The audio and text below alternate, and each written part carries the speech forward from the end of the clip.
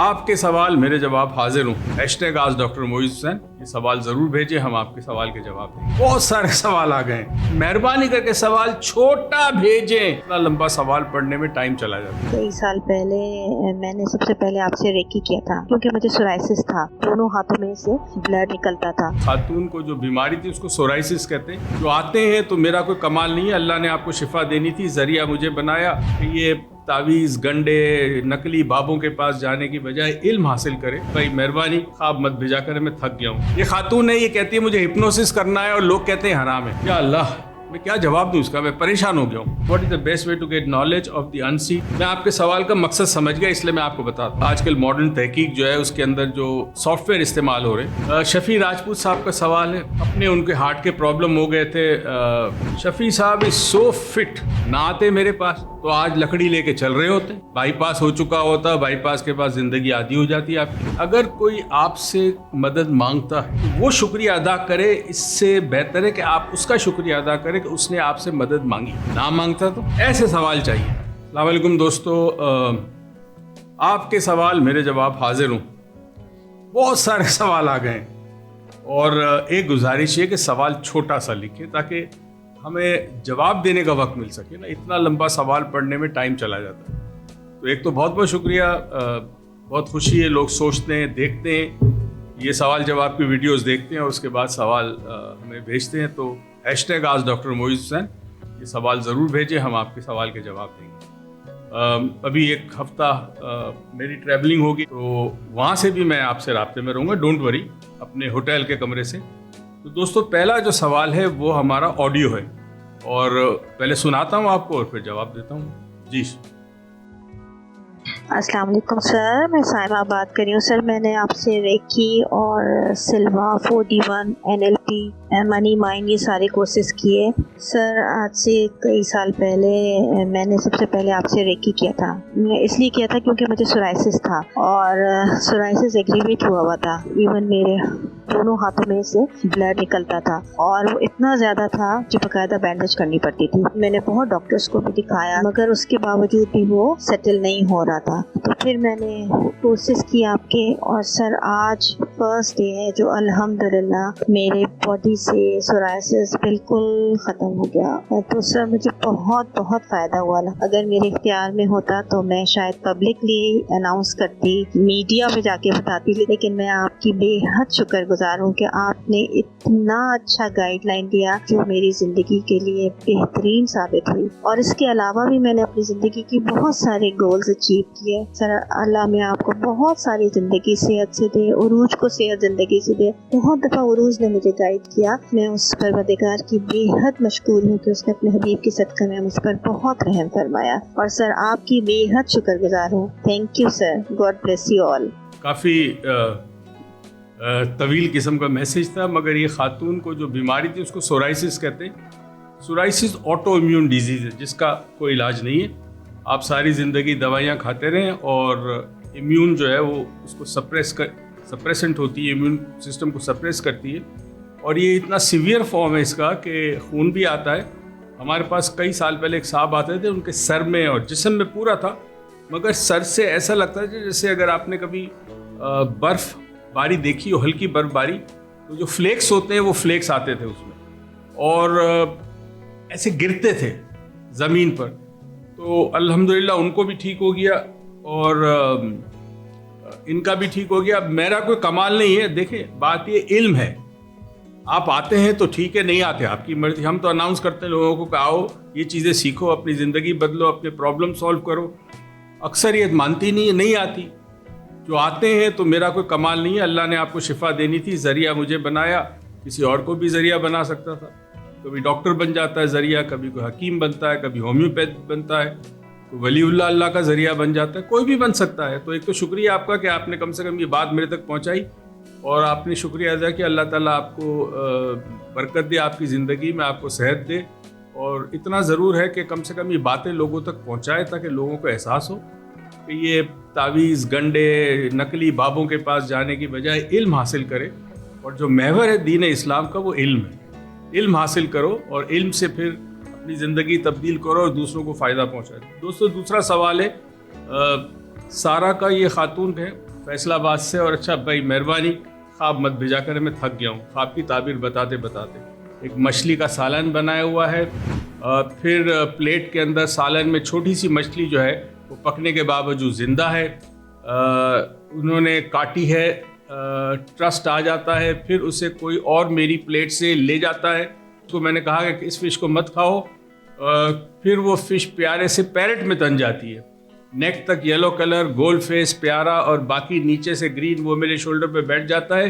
Parrot आराम से बहुत क्यूट होता है। Please tell me. देखिए जी, पहली तो बात ये दोपहर के जो सुबह 9 से दोपहर के जो ख्वाब होते हैं वो मोस्टली जो है उनमें कोई हकीकत नहीं होती। असल ख्वाब होता है जो इंसान को उठने से पहले फजर के वक्त जो आता है, उसके बारे में कहते हैं कि वो ख्वाब शायद सच्चा हो सकता है, उस ख्वाब में कोई मकसद हो सकता है, कोई पैगाम हो सकता है, मगर आम तौर पर सुबह के ख्वाब में ऐसा नहीं होता। ये जो 9 बजे का ख्वाब है, ये चीज़ याद रहे कि हम जिस इलाके में रहते हैं, जिस मुल्क में रहते हैं, जिस जगह रहते हैं, वहाँ वक्त बड़ा इम्पॉर्टेंट है कि वहाँ सुबह का वक्त, अर्ली मॉर्निंग का वक्त, उस वक्त सूरज की पोजीशन क्या है, हमारे प्लानिट की पोजीशन क्या है, चांद की पोजीशन क्या है, और दूसरे सैयारे जो हमारे इस निज़ाम शमसी में मौजूद है उनकी पोजीशन क्या है। उस हवाले से इंसान के अंदर इल्हाम की कैफियत पैदा हो सकती है, उसे इन्फॉर्मेशन आ सकती है। तो बहरहाल फ़िश जो है वो वैसे तो खुशबख्ती की अलामत है, कामयाबी की अलामत है, कोई पैसा आने वाला है, कुछ आने वाला है, मगर फिर वो ज़िंदा होगी, इसका मतलब है कि आपके हाथ से चलेगी। और मुझे नहीं पता आपकी शादी हुई है कि नहीं हुई, लेकिन जो पैरेट आया आपका वो एक अच्छी नवीद है, कोई मोहब्बत है, कोई रिश्ता है, इस किस्म की चीज़ हो सकती है। अगर आपकी शादी नहीं हुई तो, अगर शादी हो गई है तो फिर हो सकता है कि आपकी औलाद पैदा हो और उसकी नवीद हो सकती है। पैरेट का आना अच्छी नवीद की निशानदेही करता है, और फिर जो है वो कामयाबी, कामरानी, दौलत, पैसे की अलामत समझी जाती है। मगर सिर्फ सिंबल काफ़ी नहीं है, किस कॉन्टेक्स्ट में वो सिंबल है। ख्वाब में बहुत सारी चीज़ें होती है, जैसे चूल्हा है, इनके में चूल्हा है, तेल हो सकता है, फ़िश हो सकती है, पैरेट हो सकता है, कोई आदमी आके, फिर प्लेट है, इतने सारे सिंबल को मिला के आपको ख्वाब की ताबीर बताना पड़ती है, वो काफ़ी मेहनत तलब काम है। दूसरा एक और सवाल है जी, सारा का है ये, कोई भी। अस्सलाम वालेकुम सर, हाउ आर यू? मैं ठीक हूँ जी। I am looking forward to enrol my self for hypnotherapy course when ever scheduled. I keep getting feeds from people that is haram. I would really grateful if you could please throw some light on this topic. I've commented on a YouTube channel. Thank you very much. ऐसे सवाल चाहिए। ये खातून है, ये कहती है मुझे hypnosis करना है और लोग कहते हैं हराम है। या अल्लाह, मैं क्या जवाब दूं इसका? मैं परेशान हो गया हूं। किसने कहा हिप्नोसिस हराम है? देखिए, जिसने भी कहा उसने पहले तो हिप्नोसिस किया हुआ हो, पूरा हिप्नोसिस का कोर्स किया, फिर इसने तहकीक की हो कि हिप्नोसिस आजकल दुनिया में कहाँ का किस मकसद के लिए यूज होता है, तब वो फतवा दे सकता है। तो आलिम दीन आमतौर पर जब फतवे के लिए आप जाते हैं तो पहले वो तहकीक करते हैं। ऐसे ही लोग बोल देते हैं कि हराम है। किसने कहा हराम है? हिप्नोसिस आज के दौर में मेडिकल साइंस में इस्तेमाल हो रहा है, नफ्सियाती प्रॉब्लम को ठीक करने के लिए इस्तेमाल हो रहा है, सिगरेट छोड़ने के लिए इस्तेमाल हो रहा है, वजन कम करने के लिए इस्तेमाल हो रहा है। हिप्नो बर्थिंग यानी खातून जब प्रेग्नेंट होती है वो हिप्नोसिस के सेशन ले तो जब बच्चे की पैदाइश का वक्त होगा उसको कोई पेन नहीं होगा। डेंटल हिप्नोसिस यूज, और अगर आप किसी वजह से एनेस्थीसिया नहीं ले सकते तो दांत निकाला जाता है हिप्नोसिस के अंदर। पेडियाट्रिक हिप्नोसिस यूज हो रहा है कि बच्चों के अंदर जो छोटे मोटे प्रॉब्लम है, डर खौफ वगैरह है, या बच्चा पढ़ाई की तरफ राग़िब नहीं है, तो हिप्नोसिस के जरिए उसको राग़िब किया जाता है। इसमें हराम कौन सी है? इंसान की ज़िंदगी बेहतर कर रहा है, दर्द कम कर रहा है, तकलीफ कम कर रहा है, प्रॉब्लम सॉल्व हो रही है, तो हराम हुआ? किसने कहा हराम हुआ? अपनी मर्जी से जो चाहे बोल देते हैं। और आज मैं आपको एक हकीकत बताता हूँ, हिप्नोसिस की क्लास में कभी आओ, मैं आपको साबित कर दूंगा कि हिप्नोसिस एन इस्लामिक है, एन इस्लामिक है।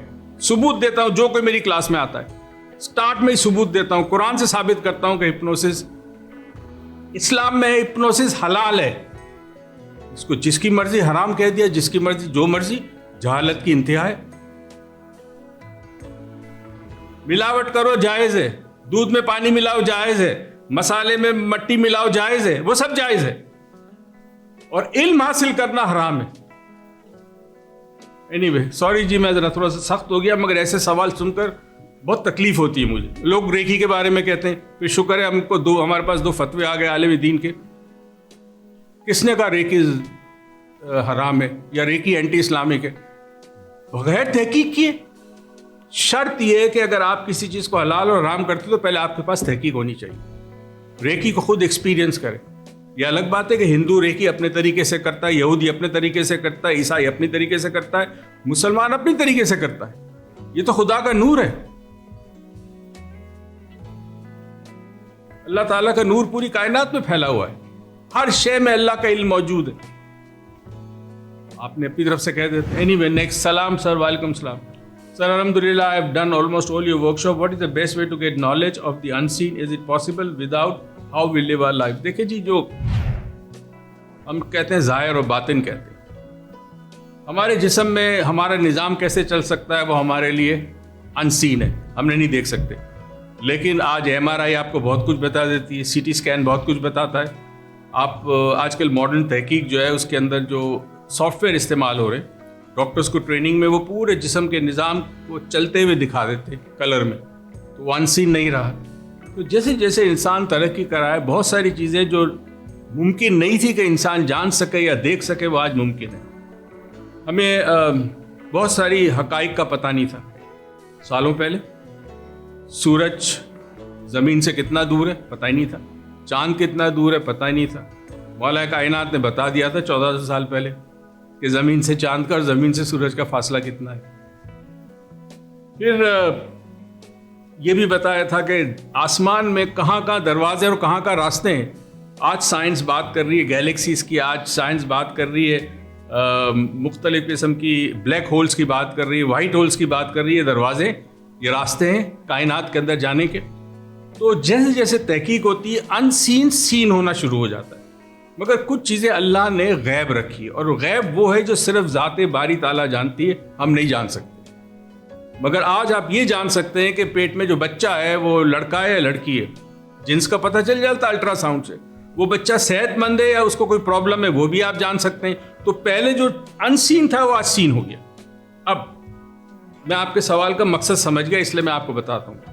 جتنا ہو سکے ایک دفعہ رات کو سونے سے پہلے آنکھیں بند کر کے جو کچھ سیکھا ہے آپ نے, سلوا سیکھا ہے تو سلوا کے لیول میں جائیں, 4 ڈائمنشن سیکھا ہے تو پیرامڈ میں جائیں, اور اس کے بعد اپنے ذہن کو خالی کر کر معلومات کو آنے دیں. رب جو چاہے گا وہ معلومات آپ کے پاس آئے گی. دیکھیں انسان کے پاس علم حاصل کرنے کے لیے بھی اس کی سرائی میں, اس کی گلاس میں اتنی جگہ ہونی چاہیے.